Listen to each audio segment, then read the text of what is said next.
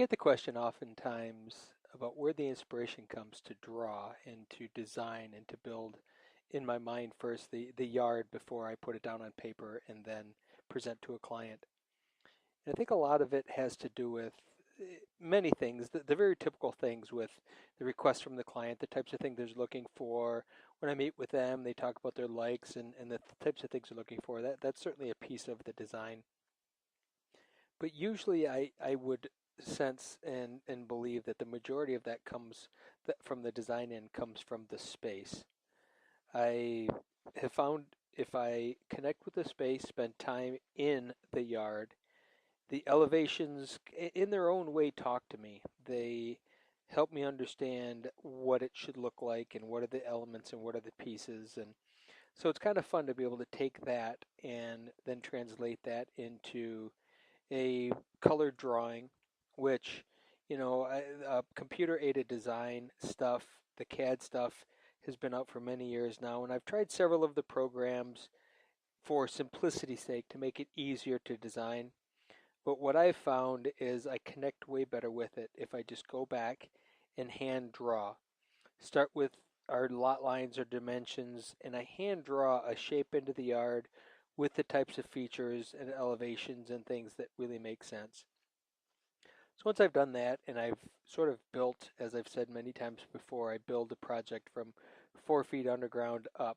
When I start doing that in my head and I start connecting with a design and a drawing, then it's a lot easier to present that idea to a homeowner and be able to paint the word picture. Because as cool as maybe a drawing is, and I color it up, and it's great little two-dimensional drawing, it still really doesn't give people the visual. It's something cool to look at, but we really need 3 dimensions for it to make sense. And that's where I allow people to take the journey with me, and we talk about elevations and what's going to be here and what's going to be there, and what it looks like from this direction, what it looks like from that direction, and how we're looking for visual interest throughout the entire project. From every place that you sit and every place you stand, there has to be something interesting to look at. And for me, that's sort of come just with years of experience. Being there, developing ideas as we go, being organic in the process, which part of the design end, as far as I'm concerned, is it's a step of faith for a client to be willing to let me design as I go. We come up with great ideas, a good basic project, but as the elevations develop, as we're digging and excavating and moving soil and putting footings and putting walls in and all of that, the yard really speaks for itself and sort of designs itself and decides what it is that it wants. And I'm just the person to help give them that, give that space that look.